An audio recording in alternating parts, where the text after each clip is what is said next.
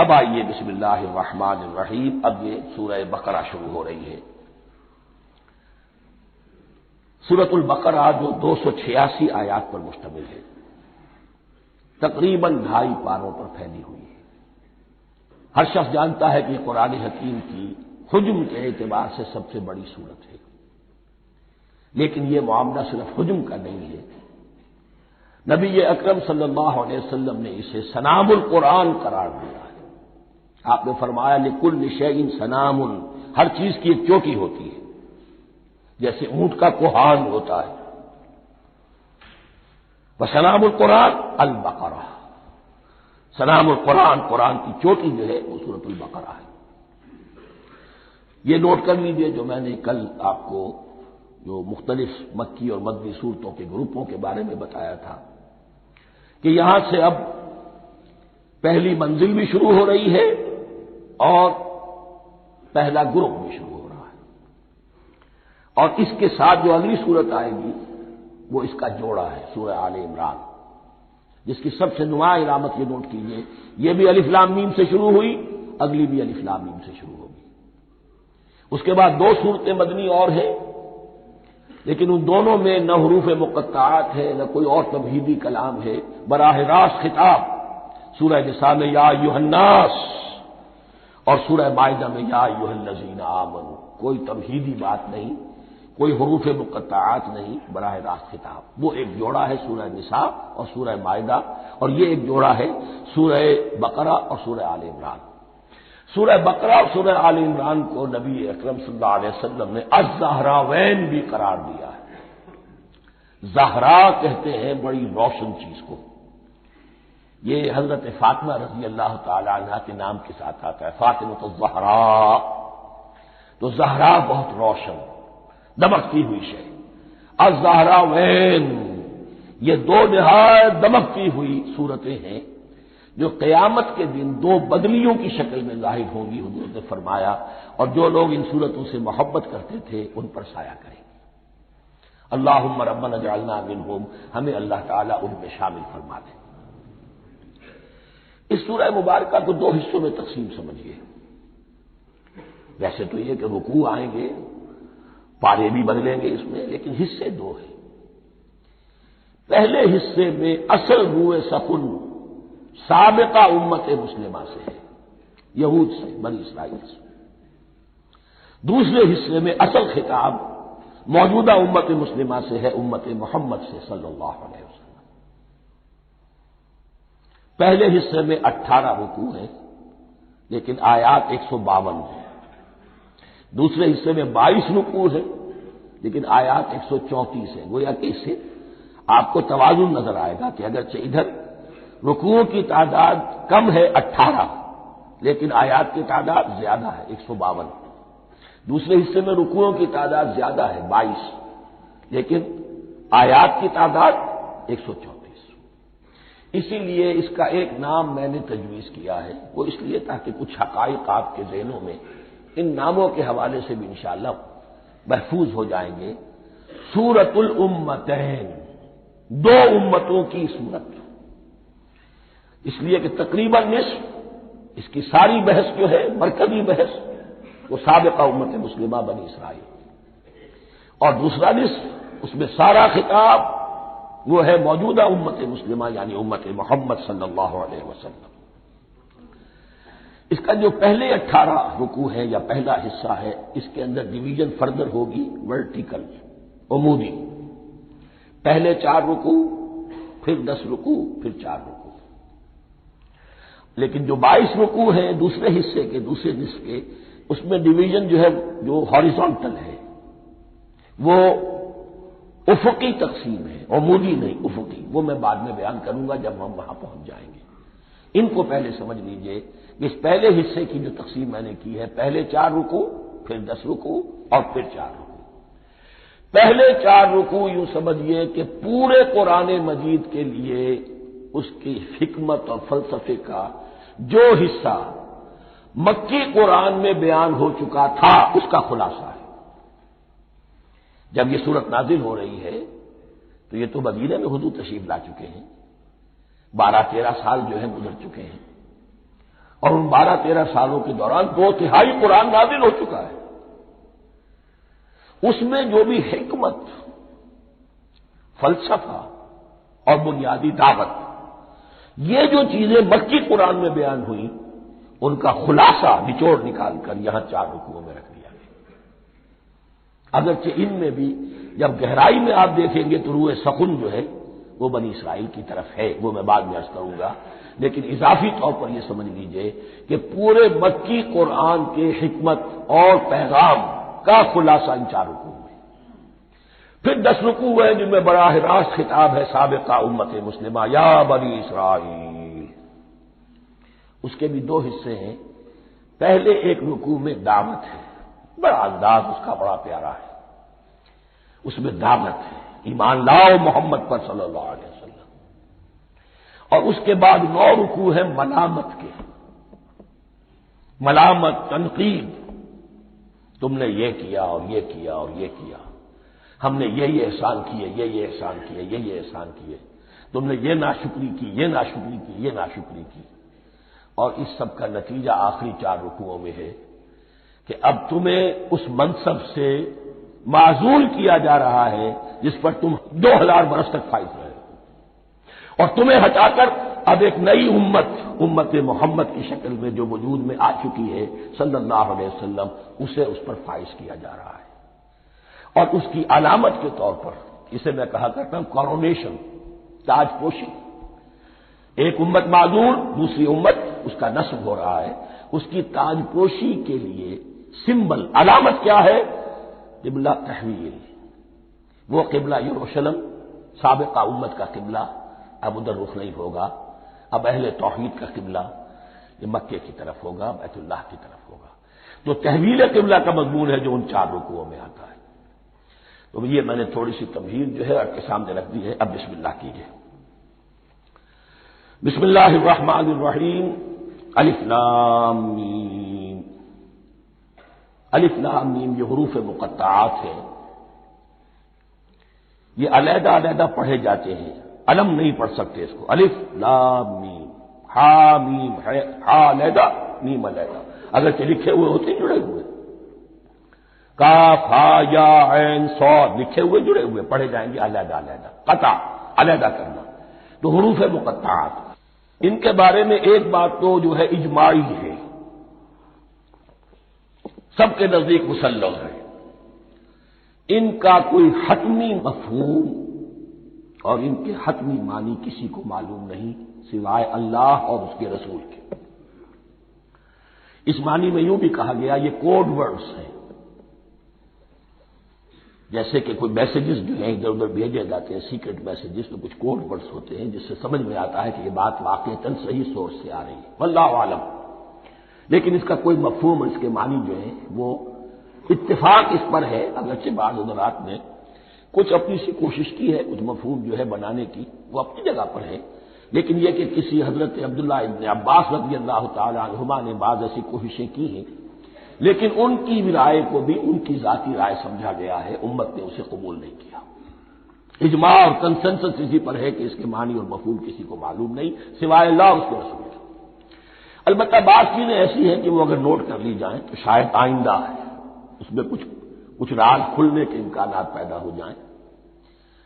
دیکھیے عربی زبان کے جو الفابیٹس ہیں ان کی تعداد 29 ہے یا 28 ہے، میں بتا چکا ہوں۔ الف اور حمزہ کو ایک سمجھے تو 28 ورنہ 29۔ پہلی بات یہ نوٹ کیجئے، قرآن حکیم کی 114 سورتوں میں سے 29 سورتوں میں ان کے شروع میں یہ حروف مقطعات آئے۔ دوسری بات یہ کہ اس میں 28 کا نصف کیجئے تو 14 استعمال ہوئے، 14 نہیں استعمال ہوئے، بالکل آدھی تعداد استعمال ہوئی ہے۔ تیسرے یہ کہ جو شروع اور آخر اور درمیان 3 حصوں میں تقسیم کر دیجئے آپ، 9 9 9 پلواری 27، ایک طرف 10 رہ جائیں گے۔ پہلے حصے میں سے بہت کم حروف لیے گئے، بہت کم۔ آخری حصے میں تقریباً تمام حروف ہیں، تقریباً۔ درمیانی حصہ وہ ہے کہ جس میں آپ نے دیکھا ہے کہ عربی میں جوڑوں کی شکل میں ہے، صاد ضاد، فرق کیا ہے نقطے کا، سین شین فرق کیا ہے نقطوں کا، را زا فرق کیا ہے نقطے کا۔ تو جو بھی نقطے والا لفظ ہے وہ نہیں لیا گیا، اور جو بغیر نقطے کے غیر منقوط ہے وہ لیا گیا۔ پھر اس میں 3 صورتیں ہیں جن میں ایک ایک حرف آیا ہے، سورہ قاف، سورہ نون، سورہ صاد۔ پھر صورتیں ہیں جن میں 2 آئی ہیں، جن میں 3 آئے ہیں، پھر 4 آئے ہیں۔ 2 ہی صورتیں ہیں جن میں 4 ہیں، اور 2 ہی صورتیں جن میں 5 ہیں۔ تو یہ ہے صرف یوں سمجھیے کہ اعداد و شمار۔ اس کے حوالے سے کچھ آدمی غور کرے تو شاید کوئی بات نکلے۔ باقی وہ مثال میں آپ کو بتا دیتا ہوں کہ حضرت عبداللہ ابن عباس نے ایک رائے ظاہر کی کہ الف لام میم در حقیقت ایک جملے کا خلاصہ ہے۔ انا اللہ اعلم، پہلا لفظ انا، اس کا الف لے لیا، درمیانی لفظ اللہ، اس کا درمیانی لام لے لیا، تیسرا لفظ اعلم، یہ آخری لفظ ہے، آخری حرف میم لے لیا، انا اللہ اعلم، میں اللہ جانتا ہوں، واللہ اعلم، واقعتاً اللہ ہی جانتا ہے۔ یہ حضرت عبداللہ ابن عباس کی رائے ہے، لیکن اگرچہ انہیں حبر الامت مانا گیا ہے، لیکن یہ کہ ان کی اس رائے کو بھی اکثر و بیشتر مفسرین نے قبول نہیں کیا۔ اب جو پہلے 2 رکوع ہیں اس سورہ بقرہ کے، ان کے بارے میں تعویل عام اور تعویل خاص کا ایک بڑا بنیادی فرق ہے جو نوٹ کر لینا چاہیے۔ جس وقت یہ صورت نازل ہو رہی ہے، میں عرض کر چکا ہوں کہ 12 سال ہو چکے تھے حضور کو اپنا فریضہ نبوت اور رسالت ادا کرتے ہوئے۔ ایک جماعت اچھی بھلی تیار ہو چکی تھی جنہوں نے حضور کی دعوت پر لبیک کہا، ایمان لائے اور آپ کی تعلیمات پر عمل کیا۔ وہ ایک گروہ موجود تھا، یہ ابو بکر ہے، یہ عمر ہے، یہ عثمان ہے، یہ طلحہ ہے، یہ زبیر ہے، یہ عبد الرحمن ابن عوف ہے، یہ مصعب بن عمیر ہے، دیکھ لو۔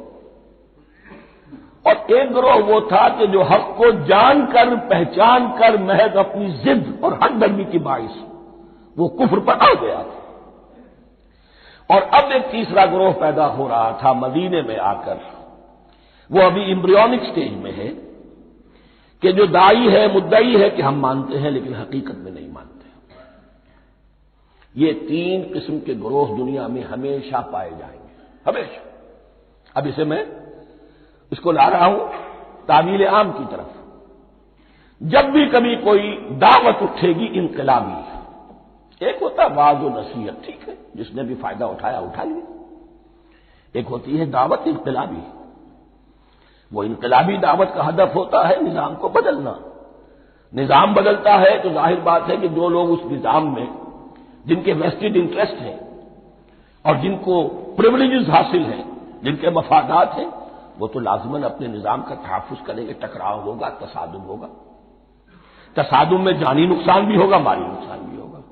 یہ گویا کہ کسی انقلابی دعوت کے لوازم ہیں، اگر یہ شے نہ ہو تو دعوت انقلابی ہے ہی نہیں۔ اس اعتبار سے ہر انقلابی دعوت کے جواب میں 3 طبقے پیدا ہو جاتے ہیں۔ ایک وہ کہ جو اس دعوت کو قبول کرتے ہیں دیانت کے ساتھ، خلوص کے ساتھ، اخلاص کے ساتھ، اور پھر پوری جواں مردی کا ثبوت دیتے ہیں، ہر کے بعد آباد، اب جو آئے سو آئے، جان دینی پڑے حاضر ہیں، مال دینا پڑے حاضر ہیں، کوئی تکلیف آئے، کوئی مشقت آئے، کوئی مصیبت آئے، کوئی قربانی کرے، حاضر۔ جب پکارا گیا، واپس نہیں پھیرا کوئی فرمان جنوں کا، اور تنہا نہیں لوٹی کبھی آواز جرس کی۔ خیریت جا راحت تن صحت داما، سب بھول گئی مصلحت اہل ہوس کی۔ ایک وہ لوگ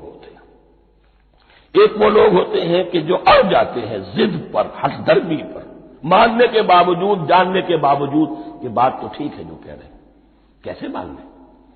ہماری سیادت، ہماری چودراہٹ، ہمارے مفادات، ہمارے یہ ساری چیزیں ان سب کے اوپر زد پڑ رہی ہے۔ یہ لوگ اڑ جاتے ہیں، اور پھر کوئی دعوت، کوئی نصیحت، کوئی مزید افہام و تفہیم ان کے حق میں مفید نہیں ہوتی۔ اس لیے کہ صحیح بات ہے جو کہتے ہیں کہ سوتے کو تو جگایا جا سکتا ہے، جاگتے ہو کیسے جگائیں؟ کوئی سویا ہوا ہے تو آپ وہ جگا دیں گے، جو جاگا ہوا ہے لیکن وہ بنا ہوا ہے، وہ اٹھنے کو تیار ہی نہیں ہے، تو آپ کیسے اٹھا دیں گے اس کو؟ تو جو لوگ جان بوجھ کر حق کو پہچان کر رد کر دیتے ہیں، پھر ان کے حق میں کوئی دعوت، کوئی نصیحت، کوئی تبلیغ، کوئی انذار، کوئی تبشیر مفید نہیں ہوتی۔ تیسرا درجہ ایسے لوگوں کا ہوتا ہے جو یا تو شروع میں آتے ہی شرارت کے ارادے سے ہیں، کوئی مصلحت ہے جس کی وجہ سے اس دعوت کو قبول کر لیا، کوئی ذاتی منفعت ہے جس کے لیے قبول کر لیا، یا یہ کہ شروع میں تو اخلاص کے ساتھ آتے ہیں لیکن جب قربانی دینے کا وقت آتا ہے تو ان کے اندر سیرت و کردار کی وہ مضبوطی نہیں ہوتی کہ ہر شباد آباد، یہ نہیں ہوتی، وہ پھر ڈگمگاتے رہتے ہیں، کبھی کچھ چلے پھر کہیں چھٹک کر رہ گئے، پھر کہیں کچھ چلے پھر چھٹک کر رہ گئے۔ یہ تیسرا طبقہ ہے کہ جو کہتا ہے دعوی مدعی ہے کہ ہم نے مانا ہے، قبول کیا ہے، بات ٹھیک ہے، کچھ تھوڑا بہت چلتے بھی، لیکن جہاں مشکل آئی چھٹک کر کھڑے ہو گئے، عہدے منہ گر پڑے۔ یہ تیسرا طبقہ ہے۔ اس کے لیے لفظ ہمارے ہاں منافقین بھی ہے، لیکن اس رکوع میں آ کر ابھی ان 4 رکوعوں میں نہیں بلکہ سورہ بقرہ میں مکمل میں بھی کہیں نفاق کا لفظ نہیں آیا ہے، اس لیے کہ اسے مرض سے تعبیر کیا گیا ہے۔ یہ مرض ہے ایک، اور اس مرض کے ذریعے سے لوگوں کے اندر جو ہے وہ ایک نفاق کا بیج پڑ رہا ہے جو ظاہر ہوگا کہ منافقت پوری کی پوری کھل کر سامنے آ جائے گی۔ روگ ہے انسانی شخصیت کا، اس حوالے سے وہ تیسری، اور یہ چونکہ اہم ترین حصہ تھا اور یہ مرض اب شروع ہو رہا تھا، مدینے میں، مکے میں نہیں تھا، لہذا زیادہ تفصیل سے اس کے بارے میں گفتگو ہوئی۔ اعوذ باللہ من الشیطان الرجیم، بسم اللہ الرحمن الرحیم، الف لام میم ذالک الکتاب لا ریب فیہ، صدق اللہ العظیم۔ الف لام میم حروف مقطعات ہیں جن کے بارے میں عرض کر چکا ہوں۔ ذالک الکتاب لا ریب فیہ، یہ وہ کتاب ہے اس میں کوئی شک نہیں۔ الکتاب اس لیے کہا گیا ہے کہ قرآن مجید کی پیشنگوئیاں اور خوشخبریاں سابقہ کتابوں میں موجود تھیں، اور کیونکہ اس سورہ مبارکہ میں اصل خطاب کا رخ جو ہے وہ ہے سابقہ امت مسلمہ کی طرف، تو ذالک کتاب نہیں کہا گیا، ذالک کتاب لا ریب فیہ نہیں، ذالک الکتاب یہ وہ کتاب ہے، کتاب موعود ہے جس کی پیشنگوئیاں تورات اور انجیل میں موجود تھیں۔ لا ریب فیہ، اس میں کوئی شک نہیں۔ حرف اورا ریب، نئے، تبدیل، نئے، یہی الفاظ آئے ہیں سورہ سجدہ کے شروع میں بھی، الف لام میم تنزیل الکتاب لا ریب فیہ رب العالمین، لا ریب فیہ من رب العالمین، فیہ ھدی للمتقین۔ فیہ دونوں طرف مل سکتا ہے، لا ریب فیہ اسے معانقہ کہتے ہیں، لا ریب فیہ پڑھیں گے تو ھدی سے شروع کر دیں گے، لا ریب پر ختم کر دیں گے تو فیہ ھدی للمتقین، یہ دونوں معنی درست ہوں گے۔ آپ کو مل جائے گا جو قرآن شریف لے کر بیٹھے ہوئے ہیں کہ حاشیے میں معانقہ نمبر 1 لکھا ہوا ہے، معانقہ عند المتاخرین۔ ھدی للمتقین یہ ہدایت ہے، رہنمائی ہے اہل تقویٰ میں جو بچنا چاہیں۔ تقویٰ کا اصل مفہوم سمجھ لیجئے، بقا یقین، کسی کو بچانا، تقویٰ خود بچنا۔ جن لوگوں کے اندر فطرت سلیمہ ہوتی ہے ان میں اخلاقی حس موجود ہوتی ہے، وہ بری چیز سے بچنا چاہتے ہیں، بھلی کو حاصل کرنا چاہتے ہیں، وہ لوگ ہیں کہ جو گویا کہ اس قرآن کا اصل مخاطب ہے، وہی اس سے استفادہ کر سکیں گے۔ الذین یؤمنون بالغیب، اب ان کے کچھ اوصاف، یہ اصل میں بہت زیادہ واضح ہوتا ہے تعویل خاص کے اعتبار سے کہ دیکھ لو درخت کو اپنے پھل سے پہچانتے ہیں، اس قرآن کے پھل موجود ہیں نا، یہ ابو بکر اور عمر اور عثمان اور علی کون ہیں؟ یہ جو مہاجرین آئے ہیں چل کر، مدینے والوں دیکھو یہ کون ہیں، ان کی شخصیتیں کیا ہیں، ان کا کردار کیا ہے، ان کا اوصاف کیا ہے، یہ کس درخت کے پھل ہیں، یہ اس بینہ کے پھل ہیں، یہ اس ذکرہ کے پھل ہیں۔ بینہ رسول من اللہ یتلو صحفا مطہرۃ فیہا کتب قیمہ، یہ اس شجرہ مبارکہ کے پھل ہیں، دیکھ لو ان کے کیا شب و روز ہے، الذین یؤمنون بالغیب، جو غیب پر ایمان رکھتے ہیں۔ تعویل عام کے اعتبار سے اس کا بہت اہم مفہوم ہوگا، جو یہ طے کر لے کہ سوائے مادے کی دنیا کے مجھے اس سے آگے جانا ہی نہیں، unless I can verify۔ آپ کو معلوم ہے کہ میٹیریل جو حقائق ہے وہ تو آپ ویریفائی کر سکتے ہیں، آنکھ سے دیکھ سکتے ہیں، کان سے سن سکتے ہیں، ویریفائڈ ہے۔ جو یہ سمجھ لے گا کہ اس کے بیونڈ کچھ نہیں ہے، اس کے لیے قرآن میں کوئی ہدایت نہیں۔ ہدایت قرآنی کا نقطہ آغاز یہ ہے کہ انسان یہ سمجھ لے کہ جو اصل حقیقت ہے وہ مستور ہے، نگاہوں سے چھپی ہوئی ہے، سامنے جو کچھ نظر آ رہا ہے۔ ایک انگلستان کے بہت بڑے فلسفی کی کتاب کا عنوان ہے appearance and reality, reality and appearance, Bradley کی کتاب۔ اپیئرنس جو کچھ نظر آ رہا ہے یہ حقیقت نہیں، حقیقت اس کے پیچھے ہے۔ اور کنفیوشس کا ایک جملہ ہے جو بہت بڑا حکیم اور فلسفی تھا، چین کا بہت بڑا حکیم اور فلسفی، اور ہو سکتا ہے کہ نبی ہو، واللہ عالم، ہم کہہ نہیں سکتے۔ اس کی تعلیم بڑی اخلاقی تعلیم ہے، اور اس کا جملہ سنیے، یہ یؤمنون بالغیب کی اس سے زیادہ صحیح تصریح ممکن نہیں۔ There are certain things, there's nothing more real than what cannot be seen.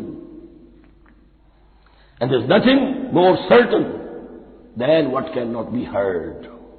وہ حقائق جو آنکھوں سے نہیں دیکھے جا سکتے اور کانوں سے نہیں سنے جا سکتے، ان سے زیادہ یقینی اور واقعی حقائق اور کوئی نہیں۔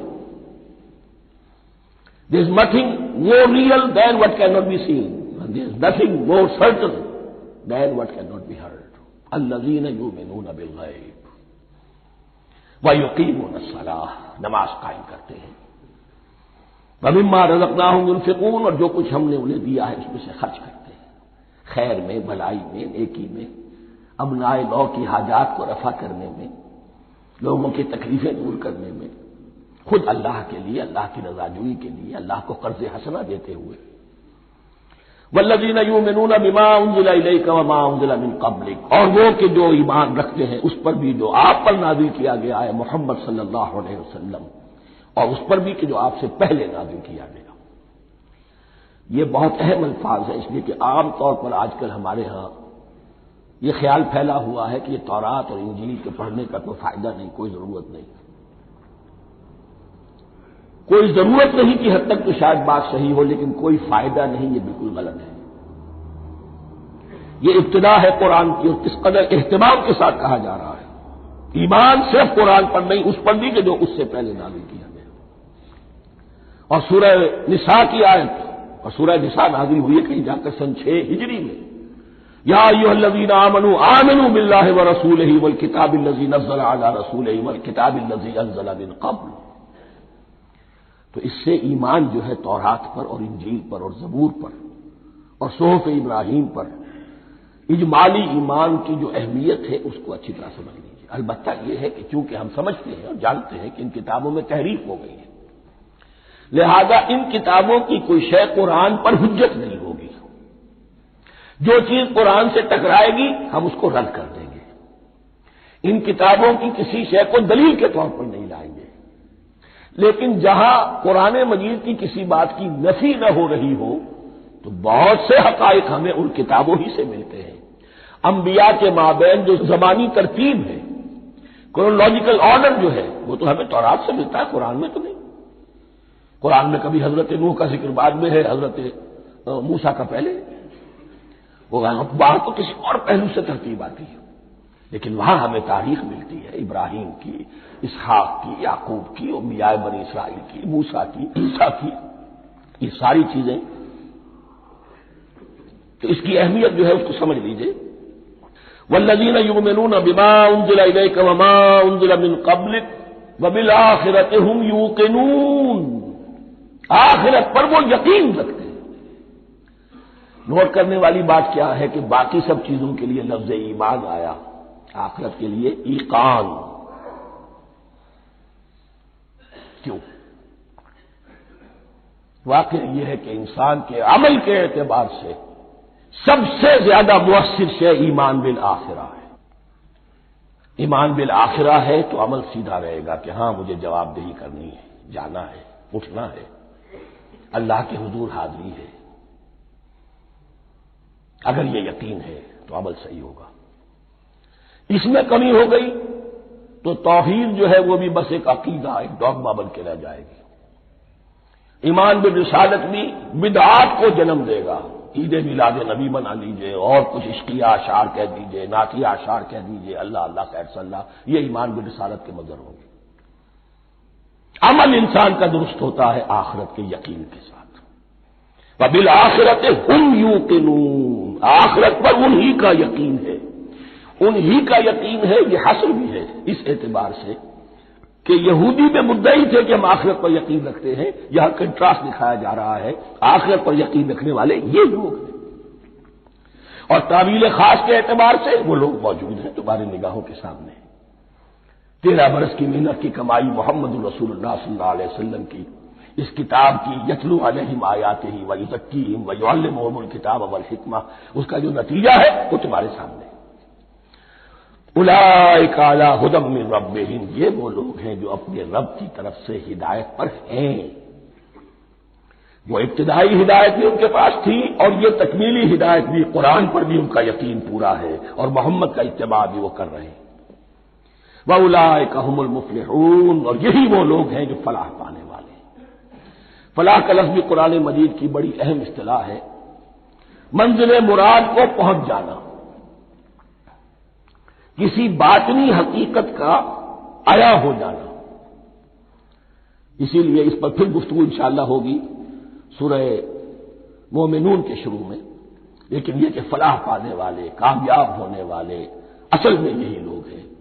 تو گویا کہ تعویل خاص میں صحابہ کرام کی طرف اشارہ ہو گیا، تعویل عام میں ہر شخص کو بتا دیا گیا اگر قرآن کی ہدایت سے مستفید ہونا ہے تو یہ اوصاف اپنے اندر پیدا کرو۔ اب دوسرا گروہ، ان الذین کفروا سواء علیہم انذرتہم ام لم تنذرہم لا یؤمنون، یقیناً جن لوگوں نے کفر کیا، اور یہاں مراد کیا ہے؟ جو کفر پر اڑ گئے۔ اس کو ہم تعویل عام میں نہیں لے سکتے، اس لیے کہ اگر تو ہم اس کو عام میں لے لیں گے تو اس کے معنی تو یہ ہوں گے جس شخص نے کسی وقت کفر کیا اب وہ ہدایت پر آ ہی نہیں سکتا، نہیں، یہ بات نہیں ہے۔ کوئی کفر میں ہے، وہ غالطے کی بنا پر ہے، عدم توجہی کی بنا پر ہے، حق اس پر واضح نہیں ہوا ہے اس لیے ہے، تو آپ اسے سمجھائیں گے، انذار و تبشیر سے اسے فائدہ ہو جائے گا، واضح و نصیحت سے اسے فائدہ ہو جائے گا۔ ایک وہ ہے کہ جو حق کو سمجھ کر، پہچان کر اور پھر اڑ گئے، ضد کی وجہ سے، ہٹ دھرمی کی وجہ سے، تعصب کی وجہ سے، تکبر کی وجہ سے، حسد کی وجہ سے۔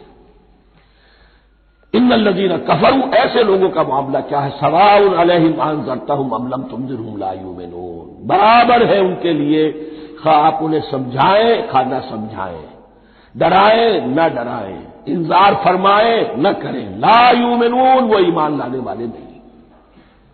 وہی بات جو میں نے کہی تھی کہ سوتے کو جگایا جا سکتا ہے، جاگتے کو کیسے جگائیں؟ ختم اللہ علی قلوبہم وعلی سمعہم وعلی ابصارہم غشاوہ، ان کے دلوں پر اللہ نے مہر کر دی ہے۔ کیوں کر دی ہے؟ یہ ابتداء مہر نہیں ہوئی، جب حق کو پہچان کر انہوں نے رد کر دیا، اس کی پاداش میں، اس کی سزا کے طور پر۔ ختم اللہ علی قلوبہم، اللہ نے ان کے دلوں پر مہر کر دی ہے، وعلی سمعہم، اور ان کی سماعت پر بھی، وعلی ابصارہم غشاوہ، اور ان کی آنکھوں کے سامنے پردہ پڑ چکا ہے۔ یہ مضمون سورہ یاسین کے شروع میں پھر آئے گا بہت شر و بست کے ساتھ۔ وَلَهُمْ عَذَابٌ عَظِيمٌ، اور ان کے لیے تو اب بہت بڑا عذاب ہے۔ یہ دوسرا گروہ ہو گیا، ایک رکوع میں دو کو سمیٹ لیا گیا، کل ابھی 7 آیتیں ہوئی ہیں۔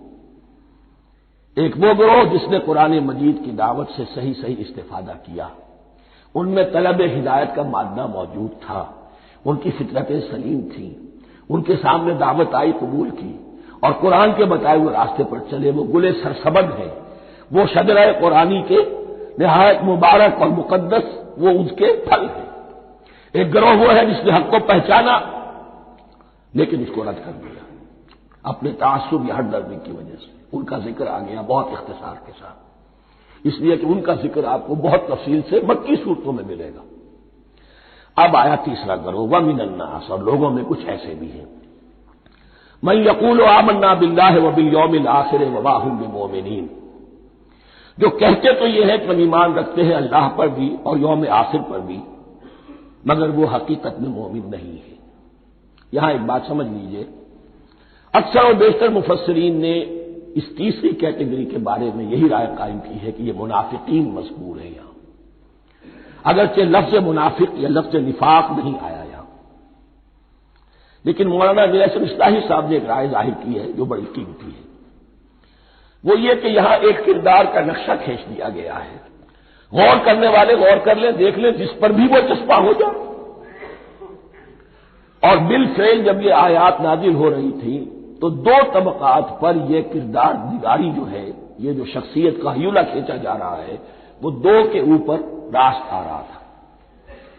ایک علماء یہود، وہ بھی کہتے تھے کہ ٹھیک ہے محمد جو کہہ رہے ہیں ہم بھی اللہ کو مانتے ہیں، آخرت کو بھی مانتے ہیں، اسی لیے یہاں رسالت کا ذکر نہیں ہے۔ بھئی ہم محمد ہی کو نہیں مانتے نا صلی اللہ علیہ وسلم، باقی اگر 1.25 نبی آئے ہیں تو باقی 1.25 کو تو ہم مانتے ہیں، ایک محمد کو نہیں مانا، ایک عیسیٰ کو نہیں مانا، بس۔ تو ہمیں بھی مانا جانا چاہیے کہ ہم بھی مسلمان ہیں۔ ایک یہ ان کی رائے ہے، اور واقعہ یہ ہے کہ یہاں اس طریقے کا تذکرہ ہو رہا ہے کہ جس سے ان کا کردار بھی جھلک رہا ہے، روح سخن ان کی طرف جا رہا ہے۔ مجھے یاد ہے اپنی 10ویں جماعت کے زمانے میں دہلی میں نے دیکھا تھا کہ ناٹ سرکس وہاں کا ایک بڑی مارکیٹ ہوتی تھی، تو جوتے کی دکان پہ بہت بڑا جوتا لٹکایا ہوا تھا، بہت بڑا، اور لکھا تھا free to whom it fits, جس کے پاؤں میں یہ ٹھیک ٹھیک آ جائے وہ لے جائے۔ تو یہ free to whom it fits ہے، ایک کردار ہے۔ اب یہ کردار جس کے اوپر بھی فٹ بیٹھ جائے، ان میں یقیناً زیادہ تو غلبہ یہی ہے جو مفسرین کی رائے ہے، منافقین کا معاملہ جو ہو رہا ہے، لیکن یہ کردار بعین نہیں فٹ بیٹھ رہا ہے یہود کے علماء پر۔ اور یہ بھی نوٹ کر لیجئے کہ جو مدینہ منورہ میں نفاق کا جو پودا پروان چڑھا ہے، بلکہ پودا نہیں کہنا چاہیے، جھاڑ جھکاڑ جو پروان چڑھا ہے، وہ یہودیوں کے زیر اثر، جیسے جنگل کے اندر بڑے بڑے درخت بھی ہوتے ہیں اور اندر جو ہے نیچے جھاڑیاں بھی ہوتی ہیں، تو یہ نفاق کا جھاڑ جھکاڑ جو ہے وہ یہودی علماء کا جو پودا تھا اور وہ بڑا تھا، اس میں کوئی شک نہیں، اس کے سائے میں پروان چڑھا ہے۔ ان دونوں میں معنوی ربط بھی ہے۔ وَمِنَ النَّاسِ مَن يَقُولُ آمَنَّا بِاللَّهِ وَبِالْيَوْمِ الْآخِرِ وَمَا هُم بِمُؤْمِنِينَ، اور لوگوں میں سے کچھ ایسے بھی ہیں جو کہتے تو یہ ہے کہ ہم ایمان رکھتے ہیں اللہ پر اور یوم آخر پر، لیکن وہ مومن نہیں ہیں۔ يُخَادِعُونَ اللَّهَ وَالَّذِينَ آمَنُوا وَمَا يَخْدَعُونَ إِلَّا أَنفُسَهُمْ، وہ دھوکہ دینے کی کوشش کر رہے ہیں اللہ کو اور اہل ایمان کو۔ لیکن یخادعون جو ہے یہ باب مفعلہ ہے، باب مفعلہ میں کشمکش ہوتی ہے، کشاکش ہوتی ہے، لہذا ترجمہ میں نے کیا کوشش کر رہے ہیں۔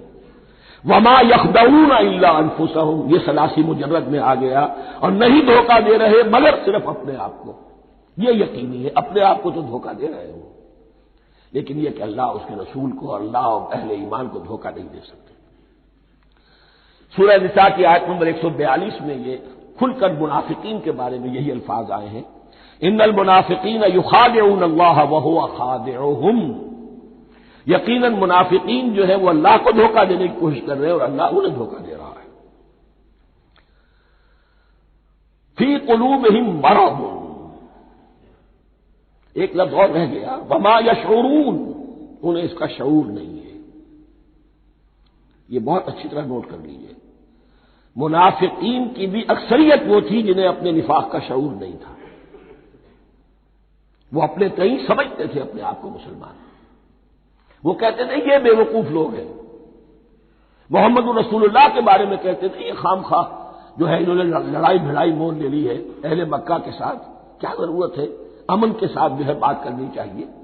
وہ سمجھتے تھے کہ ہم خیر خواہ ہیں، ہم بھلی بات کہہ رہے ہیں، یہ بے وقوف لوگ ہیں، دیکھتے نہیں کہ کس سے ٹکرا رہے ہیں، ہاتھ میں اسلحہ نہیں ہے اور لڑائی کے لیے جا رہے ہیں، تو بے وقوف تو یہ ہے۔ لیکن وہ سمجھتے تھے کہ ہم تو بڑے مخلص ہیں، ہم مسلح ہیں، تو ما یشعرون بہت ضروری ہے۔ بعض لوگ منافق ایسے بھی تھے کہ جو اسلام میں داخل ہی ہوتے تھے دھوکہ دینے کی خاطر، اور ان پہ پہلے دن سے واضح ہوتا تھا کہ ہم مسلمان نہیں ہیں، ہم نے اسلام کا لبادہ اوڑھا ہے صرف دھوکے کے لیے۔ اس کا ایک ذکر سورہ آل عمران میں آئے گا، لیکن اکثر و بیشتر منافقین دوسری طرح کے تھے جنہیں اپنے نفاق کا شعور حاصل نہیں تھا۔ فی قلوبہم مرض، ان کے دلوں میں ایک روگ ہے، بیماری ہے۔ یہ روگ اور بیماری کیا ہے؟ ایک لفظ میں اس کو تعبیر کیا جائے، کردار کی کمزوری۔ Weakness of character. ایک شخص وہ ہوتا ہے کہ جو سمجھتا ہے یہ حق ہے، حق سے بعد آباد، اب جو ہو سو ہو. ایک حق کو حق پہچان کر رد کر دیتا ہے، وہ کافر ہو گیا. ایک حق کو حق پہچان کر آیا تو صحیح، لیکن ویکنیس آف کیریکٹر کی وجہ سے قوت ارادی کمزور ہے. آخرت بھی چاہتے ہیں، دنیا کو بھی ہاتھ سے دینے کو تیار نہیں. یہاں کا بھی کوئی نقصان نہ ہو اور آخرت کا بھی سارا بھلا ہمیں مل جائے. یہ وہ لوگ ہیں در حقیقت کہ اس کو کہا روگ. فی قلوبہم مرض فزادہم اللہ مرضا، تو اللہ نے ان کے مرض میں اضافہ کر دیا. یہ اللہ کی سنت ہے. آپ حق پر چلنا چاہیں، حق کا راستہ آپ کے لیے آسان کر دے گا. آپ برائی کی طرف جانا چاہیں، بڑی سے بڑی برائی آپ کے لیے ہلکی ہوتی چلی جائے گی. کوئی خاص بات ہی نہیں، چلو یہ بھی کر گزرو، جب یہ کر لیا تو یہ بھی کر گزرو. اور اگر آپ بین لٹکنا چاہیں تو اللہ اسی پہ چھوڑ دیتا ہے. ٹھیک ہے، آپ سمجھتے ہیں ہم کامیاب ہو رہے ہیں. ہم نے مسلمانوں کو بھی دھوکہ دے لیا، وہ ہمیں مسلمان سمجھتے ہیں، اور یہودیوں کو بھی دھوکہ دے لیا، وہ سمجھتے ہیں کہ ہم ان کے ساتھی ہیں، تو سمجھا کامیاب ہو رہے ہیں. حقیقت میں کامیابی نہیں. فی قلوبہم مرض فزادہم اللہ مرضا ولہم عذاب علیم بما کانوا یکذبون، اور ان کے لیے تو دردناک عذاب ہے. عذاب عظیم کا لفظ آیا تھا اوپر کفار کے لیے، وَلَهُمْ عَذَابٌ عَظِيمٌ 7ویں آیت ختم ہوئی. اور عذاب علیم کا لفظ آیا یہاں، ان کے لیے دردناک المناک عذاب ہے. بما کانوا یکذبون، بسبب اس جھوٹ کے جو وہ بول رہے تھے. وَإِذَا قِيلَ لَهُمْ لَا تُفْسِدُوا فِي الْأَرْضِ، اور جب ان سے کہا جاتا تھا مت فساد کرو زمین میں. مراد کیا ہے اس سے؟ کہ جب محمد کو مان لیا کہ اللہ کے رسول ہیں، اب ٹھیک ٹھیک پیروی کرو، ان کے پیچھے چلو، ان کا حکم ہے تو جنگ کے لیے نکلو، ان کی طرف سے تقاضا آتا ہے مال پیش کرو، اور اگر تم اس سے کتراتے ہو تو فساد مچا رہے ہیں، جماعتی زندگی کے اندر فتنہ و فساد پیدا کرو. وَإِذَا قِيلَ لَهُمْ لَا تُفْسِدُوا فِي الْأَرْضِ قَالُوا إِنَّمَا نَحْنُ مُصْلِحُونَ، وہ کہتے تھے نہیں ہم تو صلح کرانے والے ہیں، اصلاح کرنے والے ہیں. ہم چاہتے ہیں لڑنا بیڑنا کوئی اچھی بات نہیں ہے، ٹکراؤ تصادم یہ کوئی اچھے کام تھوڑا ہی ہے. بس ٹھنڈے ٹھنڈے دعوت دیتے رہو، جو چاہے قبول کر لے، جو چاہے رد کر دے. خواہ یہ ٹکرانا اور یہ جنگ کرنا اور اللہ کے دین کو غالب کرنے کے لیے یہ قربانی دو اور یہ مصیبت جھیلو اور یہ مشقت برداشت کرو اور یہ چیز چھوڑو اور یہ ترک کرو، یہ کاہے کے لیے؟ وَإِذَا قِيلَ لَهُمْ لَا تُفْسِدُوا فِي الْأَرْضِ قَالُوا إِنَّمَا نَحْنُ مُصْلِحُونَ أَلَا إِنَّهُمْ هُمُ الْمُفْسِدُونَ وَلَٰكِن لَّا يَشْعُرُونَ. آگاہ ہو جاؤ کہ وہی ہے مفسد، فساد پھیلانے والے. اس لیے کہ محمد رسول اللہ کی دعوت ہے زمین میں اصلاح کے لیے. اس اصلاح کے لیے کچھ آپریشن کرنا پڑے گا. مریض اس درجے کو پہنچ چکا ہے کہ آپریشن کے بغیر اس کی شفا نہیں ہوگی. اب اگر تم اس کے راستے میں رکاوٹ بنتے ہو تو در حقیقت تم فساد مچا رہے ہو، لیکن تمہیں اس کا شعور نہیں. الا انہم هم المفسدون ولکن لا یشعرون. پھر دیکھیے نوٹ کیجیے، شعور نہیں ہے. شعوری نفاق اور شے ہے، غیر شعوری نفاق ہے کہ جس کا یہ سارا تذکرہ ہو رہا ہے. وَإِذَا قِيلَ لَهُمْ آمِنُوا كَمَا آمَنَ النَّاسُ، اور جب ان سے کہا جاتا ہے ایمان لاؤ جیسے دوسرے لوگ ایمان لائے. آخر دیکھو دوسرے یہ اہل ایمان ہیں، جب بلاوا آتا ہے فوراً لبیک حاضر ہوتے، جو بھی ہو. یہ تم جو ہے آخر تم نے اور روش اختیار کی. وَإِذَا قِيلَ لَهُمْ آمِنُوا كَمَا آمَنَ النَّاسُ قَالُوا أَنُؤْمِنُ كَمَا آمَنَ السُّفَهَاءُ. وہ کہتے ہیں کہ کیا ہم ایمان لائے جیسے یہ بے وقوف لوگ ایمان لائے. انہیں تو اپنے نفع کی فکر، نہ نقصان کی فکر، نہ خطرات کا کوئی خیال، نہ اندیشوں کا کوئی گمان. جان جائے، مال جائے، اولاد کو چھوڑ دیں، گھر بار چھوڑ کے آ گئے ہیں. ان سے بڑے بے وقوف کون ہوں گے؟ بال بچے چھوڑ آئے ہیں کفار مکہ کے رحم و کرم پر، سرداران قریش جو چاہے ان کے ساتھ کریں. تو یہ تو بے وقوف لوگ ہیں. آج کل آپ کہتے ہیں ایسے لوگوں کو فینیٹکس ہیں. یہ فینیٹکس ہے. دیکھ بھال کر چلنا چاہیے، دائیں بائیں دیکھ کر چلنا چاہیے، نفع نقصان کا خیال کر کے چلنا چاہیے. چاہے حق ہے ٹھیک ہے، لیکن بہرحال اپنی مصلحتوں کو بھی اور اپنی اہل و عیال کی مصلحتوں کو بھی دیکھنا چاہیے. یہ لوگ تو معلوم ہوتا ہے کہ بالکل دیوانے ہو گئے، فینیٹکس ہو گئے۔ وَإِذَا قِيلَ لَهُمْ آمِنُوا كَمَا آمَنَ النَّاسُ قَالُوا أَنُؤْمِنُ كَمَا آمَنَ السُّفَهَاءُ أَلَا إِنَّهُمْ هُمُ السُّفَهَاءُ وَلَٰكِن لَّا يَعْلَمُونَ، آگاہ ہو جاؤ کہ وہی بے وقوف ہیں لیکن انہیں علم نہیں ہے۔ وہ صادق الایمان جو ایمان کی ہر تقاضے کو پورا کرنے کے لیے ہر وقت حاضر ہے، ان سے بڑا عقل مند کوئی نہیں، ان سے بڑا سمجھدار کوئی نہیں۔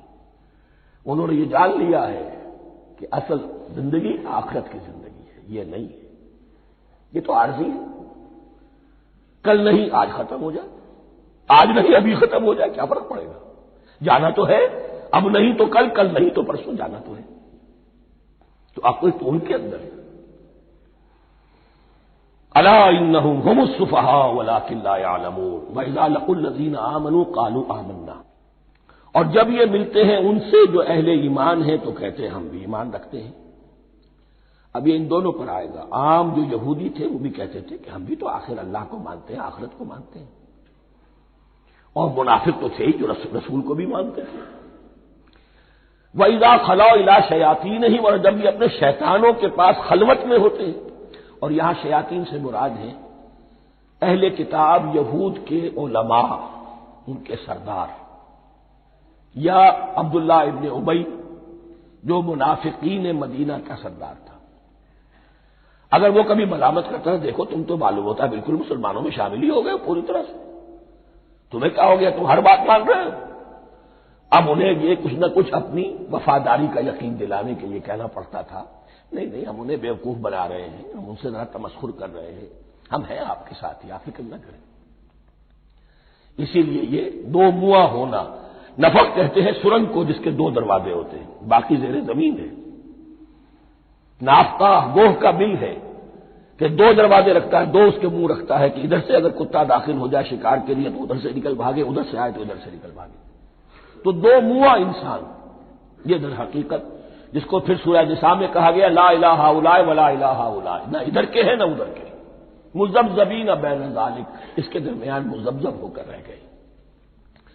یہ شیطان کا لفظ یہاں سمجھ لیجئے کہ اس کے دو رائے ہیں کہ یہ شطنہ سے بنا ہے یا شات سے بنا ہے، شین الف توئے یا شین طا نون۔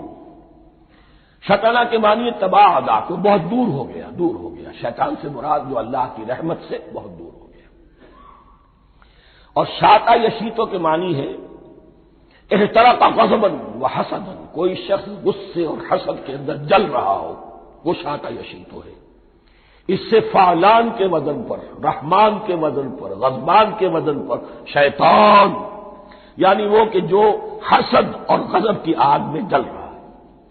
تو یہ ایک تو شیطان وہ ہے کہ جو جنات میں سے ہے، جس کا نام عزازیل تھا پہلے، اب ہم اسے ابلیس کے نام سے جانتے ہیں، وہ ایک شیطان ہے، جنی ہے۔ پھر یہ کہ جو بھی اس کے پیروکار ہیں دنیا میں انسانوں میں سے ہو یا جنات میں سے ہو، وہ بھی شیاطین ہیں۔ اسی طرح اہل کفر، اہل زیغ کے جو بڑے بڑے سردار ہوتے ہیں ان کو بھی شیطان سے تعبیر کیا گیا۔ وَإِذَا خَلَوْا إِلَىٰ شَيَاطِینِهِمْ قَالُوا إِنَّا مَعَكُمْ، اور جب وہ خلوت میں ہوتے ہیں، علیحدگی میں ہوتے ہیں اپنے شیاطین کے پاس، سرداروں کے پاس، کہتے ہیں ہم تو آپ کے ساتھ ہیں، انما نحن مستہزئون، یہ تو ہم ان مسلمانوں کو بیوقوف بنا رہے ہیں، ان سے استہزاء کر رہے ہیں، تمسخر کر رہے ہیں۔ ہم تمسخر میں کہہ دیتے ہیں کہ ہم بھی آپ کے ساتھ ہیں، آمنا۔ اللہ یستہزئ بہم ویمدہم فی طغیانہم یعمہون، حقیقت کیا ہے کہ اللہ ان کا مذاق اڑا رہا ہے اور ان کو ڈھیل دے رہا ہے کہ وہ اپنے عقل کے اندھے پن میں بڑھتے چلے جائیں۔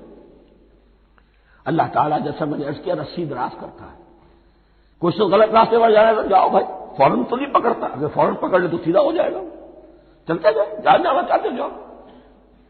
تو ان کو بھی رسی دراز کر رہا ہے اللہ، لیکن یہ کہ اللہ یستہزئ بہم، یہ سمجھتے ہیں کہ مسلمانوں کا مذاق اڑا رہے ہیں، اصل میں مذاق ان کا اڑ رہا ہے اللہ کے نزدیک۔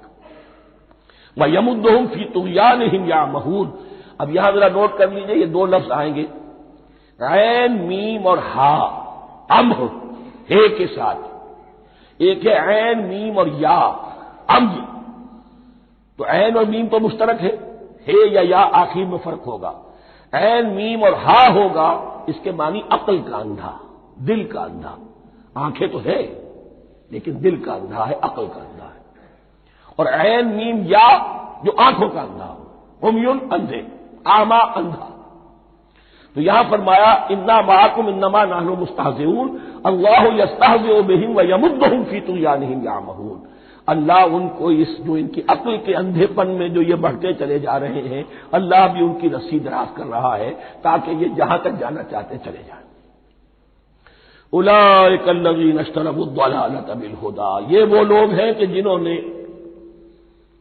ہدایت کے عوض گمراہی خرید لی ہے. دیکھیے بڑا پیارا انداز ہے یہ.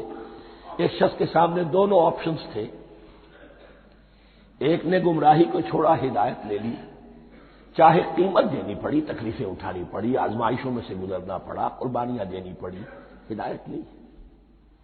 اور ایک شخص نے ہدایت دے کر گمراہی لے لی. آسانی تو ہو گئی، فوری تکلیف سے تو بچ گئے، لا الہ الا ولا الہ الا دونوں طرف سے اپنے آپ کو بچا لیا. لیکن حقیقت میں سب سے زیادہ گھاٹے کا سودا یہی ہے. اولئک الذین اشتروا الضلالۃ بالہدی، ہدایت دے کر اور ضلالت خرید لی، فما ربحت تجارتہم، تو ان کی تجارت ان کے حق میں ہرگز مفید نہیں ہوئی. اب یہاں بھی دیکھیے را با اور ہے ہا، ربحا اس کے معنی نفع، صحیح نفع، جائز نفع. را با اور وا ربا وہ سود، وہ بھی اضافہ ہے، وہ بھی بڑھوتری ہے، لیکن وہ حرام ہے. ایک ہے تجارت کے اندر جو نفع ہو جائے وہ ربح ہے، را با اور ہا یہ نفع ہے جو جائز نفع ہے. را با اور وا ربا یہ کیا ہے؟ یہ سود ہے، یہ حرام ہے. را اور با مشترک ہے، آگے ہا آگے اور با اس کا فرق ہے. فما ربحت تجارتہم وما کانوا مہتدین، ان کی تجارت ان کے حق میں ہرگز مفید نہیں ہوئی اور نہیں ہے اب یہ ہدایت پانے والے. مثلہم، اب یہاں دو تمثیلیں آ رہی ہیں بڑی پیاری. پہلی تمثیل ہے کفار کے بارے میں، دوسری تمثیل ہے یہ بین والے لوگوں کے بارے میں. پہلوں کے لیے کیا تمثیل ہے؟ مثلہم کمثل الذی استوقد نارا، ان کی مثال اس شخص کی سی ہے جس نے آگ روشن کی.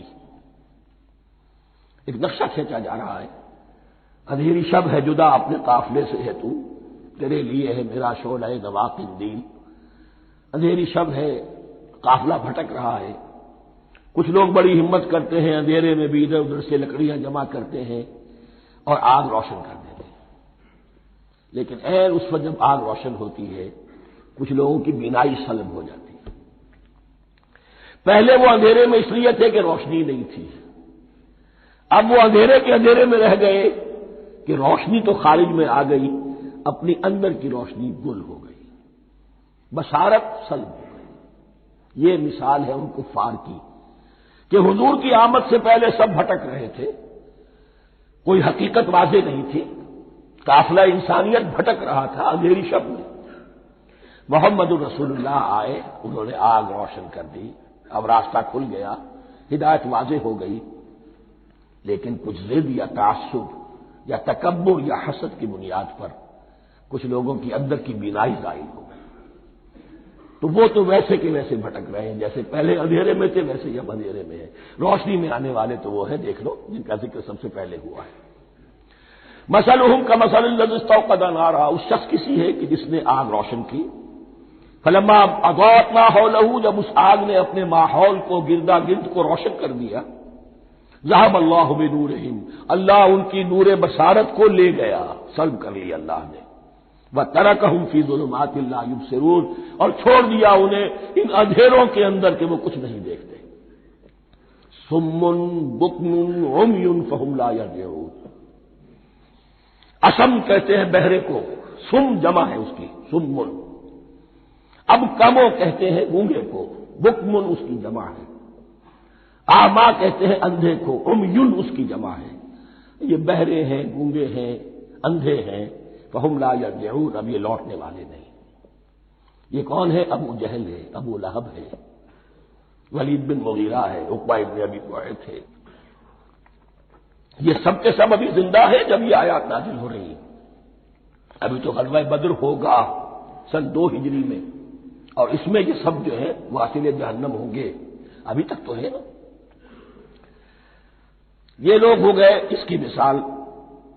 مثلهم كمثل الذي استوقد نارا فلما أضاءت ما حوله ذهب الله بنورهم وتركهم في ظلمات لا يبصرون صم بكم عمي فهم لا يرجعون. اب دوسری مثال.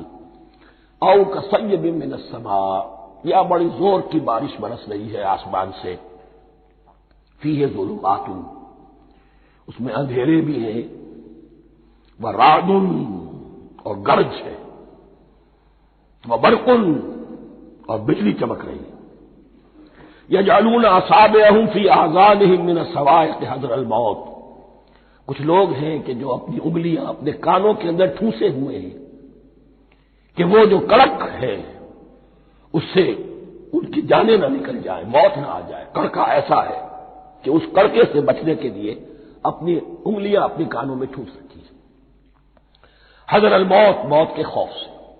واللہ محیط بالکافرین، اللہ ایسے کافروں کا احاطہ کیے ہوئے ہیں، بچ کر کہاں جائیں گے. یکاد البرق یخطف ابصارهم، قریب ہے کہ بجلی ان کی نگاہوں کو لے جائے، ان کی بینائی کو سلب کر لے. کلما اضاء لهم، لیکن ہوتا کیا ہے، جب ذرا روشنی ہوئی تو چل لیے. مشوا فیہ، بجلی چمکی کچھ نظر آ گیا دائیں بائیں تو کچھ تھوڑا سا چل لیے. وَإِذَا أَظْلَمَ عَلَيْهِمْ، اور جب تاریکی ان پر طاری ہو گئی، قاموا، کھڑے کے کھڑے رہ گئے. یہ نقشہ ہے ان کا کہ ایک طرف بارش ہو رہی ہے، قرآن مجید ہے، آسمان سے نازل ہو رہا ہے، یہ ماہ مبارکہ ہے، یہ کتاب مبارک ہے. لیکن یہ کہ اس کے ساتھ کڑکے ہیں، گرج ہے، کفر سے مقابلہ ہے، کفر کی طرف سے دھمکیاں ہیں، اندیشے ہیں، خطرات ہیں، امتحانات ہیں، آزمائشیں ہیں. ذرا کہیں حالات کچھ بہتر ہوئے، کچھ جسے بریدنگ سپیس کہتے ہیں ملی تو تھوڑا سا چل لیے. ہم بھی مسلمان ہیں، کوئی خاص موقع نہیں ہے، کسی جنگ کے لیے بلایا نہیں جا رہا ہے تو بڑھ چڑھ کے باتیں کر رہے ہیں، اپنے ایمان کا اظہار بھی کر رہے ہیں. جیسے ہی کوئی آزمائش آئی چھٹک کر کھڑے کے کھڑے رہ گئے. وَلَوْ شَاءَ اللَّهُ لَذَهَبَ بِسَمْعِهِمْ وَأَبْصَارِهِمْ، اللہ چاہتا تو ان کی سماعت اور بصارت کو بھی سلب کر لیتا. لیکن اللہ کا قانون یہی ہے، جو جہاں رہنا چاہے اس نے آزادی ارادہ دی ہے انسان کو. تم اگر مومن صادق بن کر رہنا چاہتے ہو اس کو آسان کر دے گا تمہارے لیے. تم نے اپنے تعصب کی وجہ سے، اپنے تکبر کی وجہ سے کفر کا راستہ اختیار کیا، اللہ اسی کو کھول دے گا. تم بیچ میں لٹکنا چاہتے ہو لٹکتے رہو، اللہ تعالیٰ جو ہے جبرن کسی کو نہ حق پہ لائے گا نہ جبرن کسی کو باطل پر لے کر جائے گا. اس لیے کہ جبر اگر ہو تو پھر امتحان کا معاملہ ختم، پھر جزا و سزا بیکار ہے، غیر منطقی ہے، غیر معقول ہے. ان اللہ علی کل شیء قدیر، یقیناً اللہ تعالیٰ ہر چیز پر قادر ہے. یہ دو رکوع اس اعتبار سے کہ انسانی شخصیتوں کا سمجھنا، اور جیسا کہ میں نے عرض کیا قابل عام ذہن میں رکھیے، جب بھی کبھی کوئی دعوت حق اٹھے گی، اگر وہ واقعتاً کل کے کل حق کی دعوت ہے اور اس میں انقلابی رنگ ہے کہ باطل سے پنجہ آزمائی کرنی ہے، باطل کو نیچا دکھانا ہے، حق کا غلبہ کرنا ہے، تو یہ تین قسم کے افراد لازماً ہمیشہ وجود میں آ جائیں. ان کو پہچاننا، ان کے کردار کی جو اصل جو اس کے پیچھے پس منظر ہے اس کو جاننا بہت ضروری ہے. اب جو تیسرا رکوع آ رہا ہے سورہ بقرہ کا، اس میں قرآن کی دعوت کا خلاصہ ہے. قرآن کیا ماننے کی دعوت دیتا ہے، اس کی پکار کیا ہے. جیسا کہ میں عرض کر چکا ہوں، 2/3 قرآن پہلے نازل ہو چکا ہے، پس منظر میں ہے.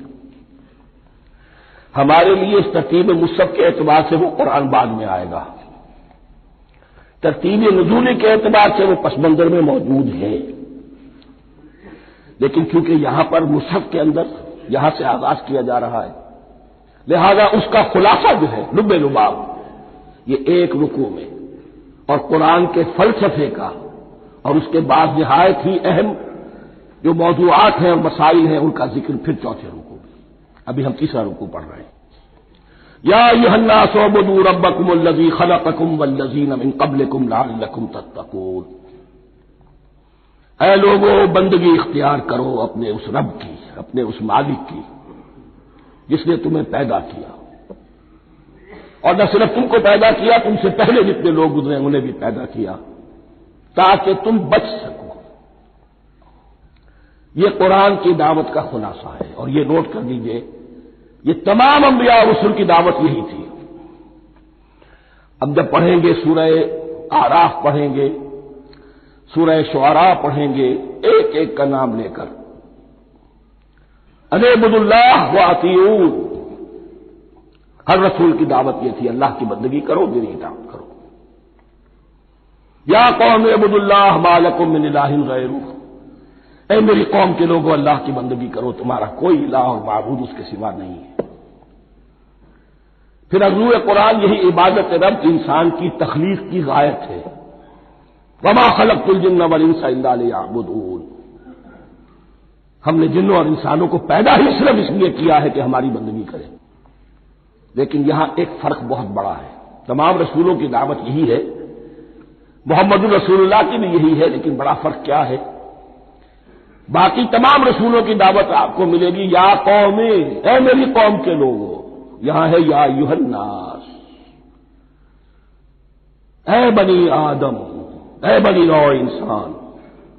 معلوم ہوا کہ تمام رسول حضور سے پہلے صرف اپنی اپنی قوموں کی طرف آئے ہیں، پہلے اور آخری اور کامل رسول ہیں اللہ کے محمد صلی اللہ علیہ وسلم، جن کی دعوت آفاقی ہے۔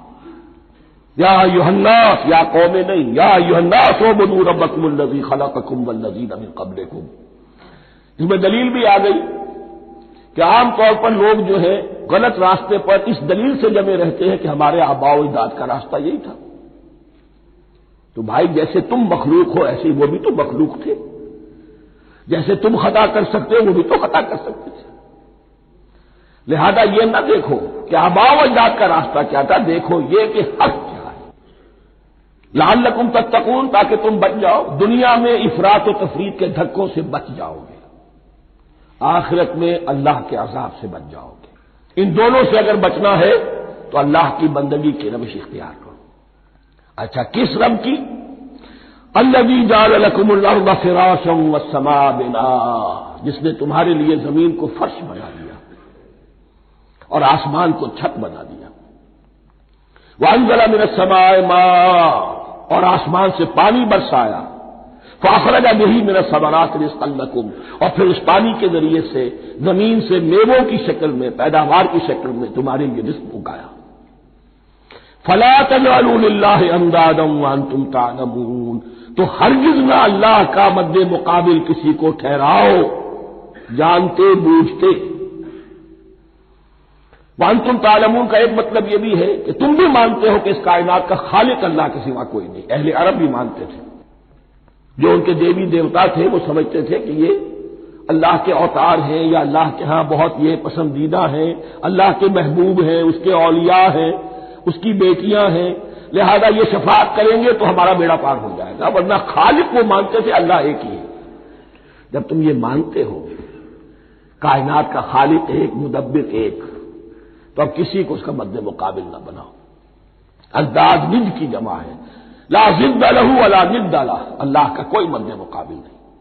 اس میں یہاں تک بات ہے کہ حضور اس درجے، اس توحید کی باریکیوں تک پہنچا کر گئے ہیں اس امت کو کہ کسی صحابی نے ایسے ہی کہہ دیا ما شاء اللہ وما شئت، جو اللہ چاہے اور جو آپ چاہیں۔ حضور نے فوراً ٹوک دیا اجعلتنی للہ ندا، کیا تو نے مجھے اللہ کا مد مقابل بنا دیا ہے؟ اس کائنات میں مشیت صرف ایک کی چلتی ہے، کسی اور کی مشیت اس کی مشیت کے تابع پوری ہو جائے ہو جائے، لیکن مشیت مطلقہ صرف اس کی ہے۔ یہاں تک کہ حضور سے فرمایا گیا کہ اے نبی آپ کے لیے یہ ممکن نہیں ہے جسے چاہے ہدایت دے دیں، انک لا تہدی من احببت ولکن اللہ یہدی من یشاء۔ اگر یہ اختیار میں ہوتا تو ابو طالب دنیا سے بغیر ایمان لائے نہ جاتے۔ فلا تجعلوا للہ اندادا وانتم تعلمون۔ اب ان دو آیتوں میں تو یوں سمجھیے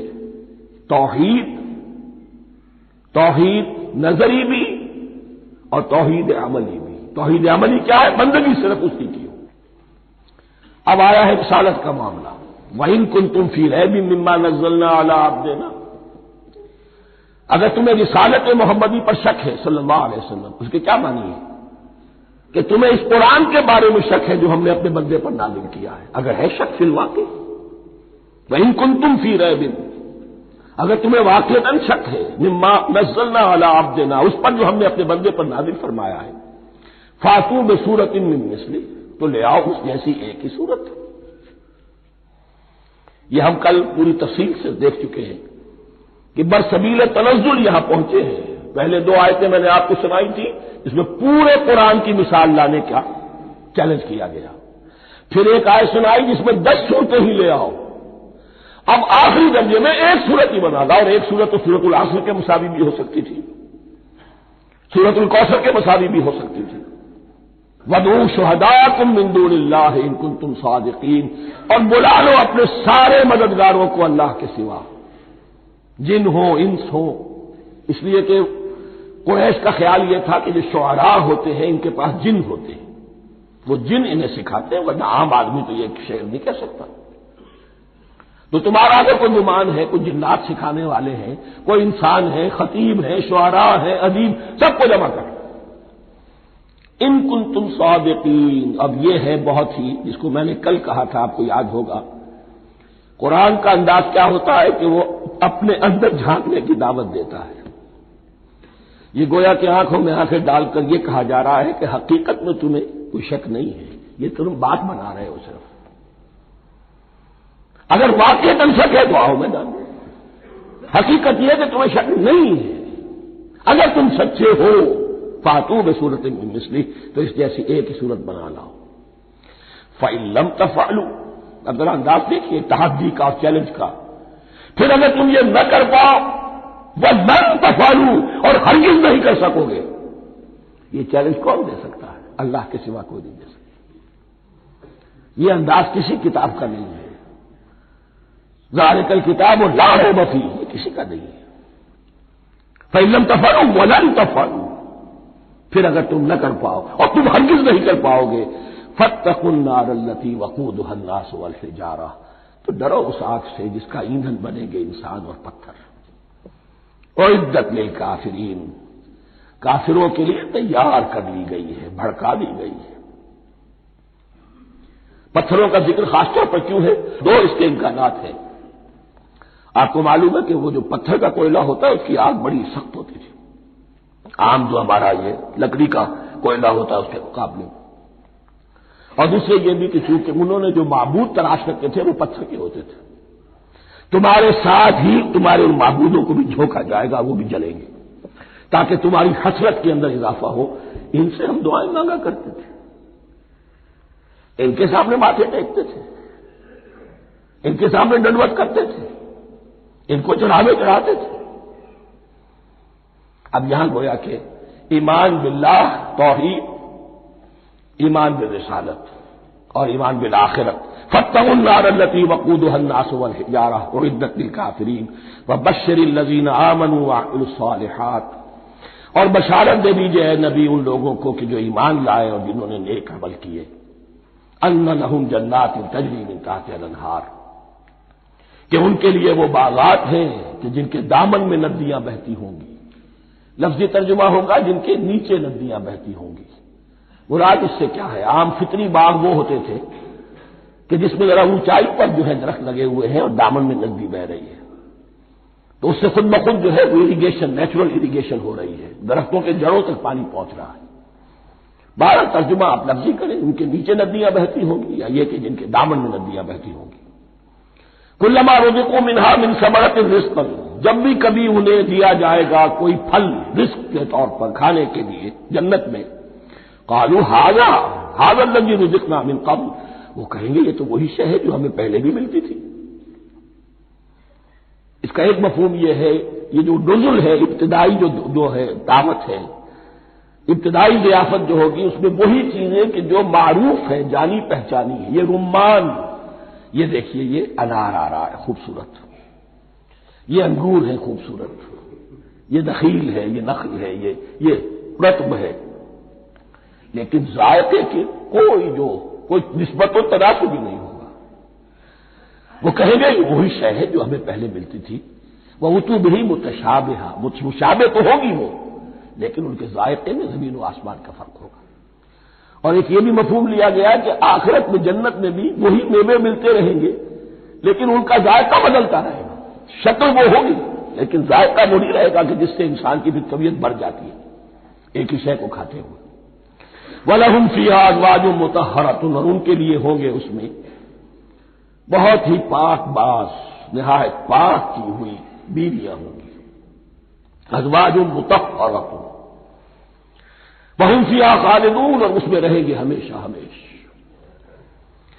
یہ تو تین جو اصول ہیں دین کے دعوت ایمان، توحید اور رسالت اور معاد، ایمان باللہ، ایمان بالرسول، ایمان بالآخرہ. اب ذرا کچھ ضمنی مسائل ہیں کہ جو بعض کفار کی طرف سے، بعض معتزلین کی طرف سے پیش ہوتے تھے، وہ کبھی بھی اس چیلنج کا مقابلہ تو نہ کر سکے، میدان میں تو نہ آ سکے. یہ بالکل ایسی بات ہے جیسے کسی مصور کی تصویر پر اعتراض کرنے والے تو بہت تھے. جب کہا گیا کہ ذرا یہ لیجیے قلم، اس کو ٹھیک کر دیجیے، یہ برش آپ کے ہاتھ میں دیتا ہوں، اب سب پیچھے ہٹ گئے. تو کوئی صورت قرآن کے مقابلے میں لانا وہ تو ان کے لیے ممکن نہیں تھی، لیکن ادھر ادھر سے اعتراضات کرنے کے لیے جو زبانیں کھلتی تھی ان میں سے ایک اعتراض نقل کیا جا رہا ہے. وہ یہ تھا کہ وہ کہتے تھے کہ قرآن مجید میں مکھی کی تشبیہ آئی ہے، یہ تو بڑی حقیر سی ہے. اعلیٰ کلام ہو اور اعلیٰ متکلم ہو وہ ایسی حقیر چیزوں کا تذکرہ نہیں کرتا. بیت العنکبوت مکھی کا بھی ذکر ہے قرآن میں، اتنی حقیر شے کا، یہ کوئی اعلیٰ کلام نہیں. اس کا جواب دیا جا رہا ہے کہ اصل میں کہیں تشبیہ بیان کرنی ہے، تمثیل بیان کرنی ہے، تو دیکھنا یہ کہ جس شے کے لیے تشبیہ دی جا رہی ہے اس کی مناسبت والی شے ہو. شے کوئی بہت حقیر ہے تو کسی عظمت والی شے سے آخر کیسے تشبیہ دی جائے گی؟ وہ تو کسی حقیر شے سے ہی تشبیہ دی جائے گی تو جو اصل مقصد ہے تشبیہ کا وہ پورا ہوگا. ان اللہ لا یستحیی ان یضرب مثلا ما بعوضۃ فما فوقها، اللہ تعالیٰ کو تو اس میں کوئی جھجک نہیں ہے، کوئی شرم نہیں ہے کہ وہ مچھر کی مثال بیان کرے. تو اس سے اوپر، اب یا فوقها میں دونوں معنی ہو جائیں گے، یعنی کمتر اور حقیر ہونے میں اس سے بھی بڑھ کر، یا یہ کہ اس سے اوپر کی کوئی شے اس کی مثال دینے میں اللہ کو کوئی جھجک نہیں. اس لیے کہ مکھی بھی بہرحال مچھر سے تو ذرا بڑی شے ہے. اس معنی میں بھی ہو سکتا ہے فوقها، اور فوقها اس معنی میں بھی کہ اس سے بھی حقیر ہونے میں اس سے بھی بڑھ کر. فَأَمَّا الَّذِينَ آمَنُوا فَيَعْلَمُونَ أَنَّهُ الْحَقُّ مِنْ رَبِّهِمْ، تو جو لوگ صاحب ایمان ہیں وہ جان لیتے ہیں کہ یہ حق ہے ہمارے رب کی طرف سے. وَأَمَّا الَّذِينَ كَفَرُوا، اور جنہوں نے کفر کیا ہے، فَيَقُولُونَ مَاذَا أَرَادَ اللَّهُ بِهَذَا مَثَلًا، یہ کیا مثال اللہ نے دی، کیا ارادہ ہوا اللہ کا اس مثال کے ذریعے سے. ناک بہت چڑھا رہے ہیں، اعتراض کر رہے ہیں. اب جو آ رہا ہے اگلا جملہ وہ ہے بہت اہم، یضل بہ کثیرا ویہدی بہ کثیرا، اسی کے ذریعے سے اللہ بہتوں کو ہدایت دیتا ہے اور اسی کے ذریعے سے بہتوں کو گمراہ کرتا ہے. معلوم ہوا کہ ہدایت اور گمراہی اور ہدایت اور ضلالت انسان کی سبجیکٹو کنڈیشن کے اوپر دار و مدار ہے. اس کا آپ کے دل میں خیر ہے، بھلائی ہے، نیت صحیح ہے، طلب ہدایت، طلب علم، اس میں آپ سچے ہیں، آپ کو ہدایت مل جائے گی. دل میں زیغ ہے، کجی ہے، نیت میں ٹیڑھ ہے، فساد ہے، تو اسی کے ذریعے سے اللہ آپ کی گمراہی میں اضافہ کر دے گا. یضل بہ کثیرا ویہدی بہ کثیرا، لیکن اللہ کا یہ کسی کو ہدایت دینا اور کسی کو ضلالت دینا علل ٹپ نہیں ہے، کسی قاعدے اور قانون کے بغیر نہیں ہے. وما یضل بہ الا الفاسقین، نہیں گمراہ کرتا وہ اس کے ذریعے سے مگر صرف سرکش لوگوں کو، جن میں سرکشی ہے، تعلی ہے، تکبر ہے. اور ان کے اوصاف کیا ہے؟ الذین ینقضون عہد اللہ من بعد میثاقہ، جو توڑ دیتے ہیں اللہ کے ساتھ کیے ہوئے عہد کو. اور سب سے بڑا عہد یہ سورہ اعراف میں چل کر آئے گا، عہد الست. عالم ارواح میں ہم عہد الست کر کے آئے، الست بربکم قالوا بلا، کیا میں ہی نہیں ہوں تمہارا رب؟ تمام ارواح نے میں بھی تھا، آپ بھی تھے، سب تھے، کوئی انسان، جتنے انسان دنیا میں آج تک آ چکے ہیں وہ بھی تھے، اور جو آنے ہیں ابھی قیامت تک وہ بھی تھے، لیکن تھے صرف ارواح کی شکل میں، جسم نہیں تھے۔ اور یہ میں آپ کو بتا چکا ہوں، مکمل وجود ہے انسان کا روحانی وجود۔ اولاً تخلیق اس کی ہوئی تھی، اسی سے آگے چل کر ایک بہت فلسفے کا بہت گہرا مضمون آ رہا ہے آگے چل کر۔ وہ جو عہد الست بربکم قالوا بلا، انہوں نے اس عہد کو توڑا، اللہ کو اپنا مالک اور خالق اور اپنا حاکم جاننے کی بجائے خود حاکم بن کر بیٹھ گئے۔ الیس لی ملک مصر، کیا مصر کی بادشاہی میری نہیں ہے؟ I am the sovereign, we are sovereign, popular sovereignty, بغاوت، سرکشی، فاسق۔ وما يضل به الا الفاسقين الذين ينقضون عهد الله من بعد ميثاقه ويقطعون ما امر الله به ان يوصل، اور کاٹتے ہیں وہ چیز جسے اللہ نے جوڑنے کا حکم دیا ہے، اللہ نے صلہ رحمی کا حکم دیا ہے، یہ قطع رحمی کرتے ہیں مال کی طلب میں، بھائی بھائی کو ختم کرتا ہے اس کے مال کو ہتھیانے کے لیے، اپنی ذاتی اغراض کے لیے تمام اخلاقی حدود جو ہے انسان پسو پیش ڈال دیتا ہے، اپنا تکبر، اپنے لیے تعلی۔ الذین، آپ دیکھیے نوٹ کیجئے، اس میں ہماری شریعت کا فلسفہ یہ ہے، ایک تعلق ہے اللہ کا بندے کے ساتھ، حقوق اللہ، ایک ہے بندوں کا بندوں کے ساتھ، حقوق العباد۔ اللہ کا حق کیا ہے؟ اسے حاکم اور مالک، اور حاکم سمجھو، الملک سمجھو، خود اس کے بندے بنو۔ انسانوں کا حق کیا ہے؟ کونوا عباد اللہ اخوانا، سب آپس میں بھائی بھائی اللہ کے بندے بن جاؤ۔ اور اس میں سب سے اہم ترین رحمی رشتہ ہے، سگے بھائی، سگے بھائی بہنیں، پھر دادی کے اوپر جا کر وہ کزنز آ جائیں گے، پر دادی پر جا کر اور جمع ہو جائیں گے، یہاں تک کہ آدم و حوا پر تمام انسان جمع ہو جائیں گے۔ تو رحمی رشتے کی بڑی اہمیت ہے۔ تو وہ فاسقین کے جو توڑتے ہیں اللہ کے عہد کو، اس کو مضبوطی سے باندھنے کے بعد، وَيَقْطَعُونَ مَا أَمَرَ اللَّهُ بِهِ أَن يُوصَلَ وَيُفْسِدُونَ فِي الْأَرْضِ، انہی دونوں چیزوں کے نتیجے میں زمین میں فساد پیدا ہوتا ہے، یا اللہ کی اطاعت سے باغی ہو گئے اور یا آپس میں ایک دوسرے کی گردنیں کاٹنے لگے۔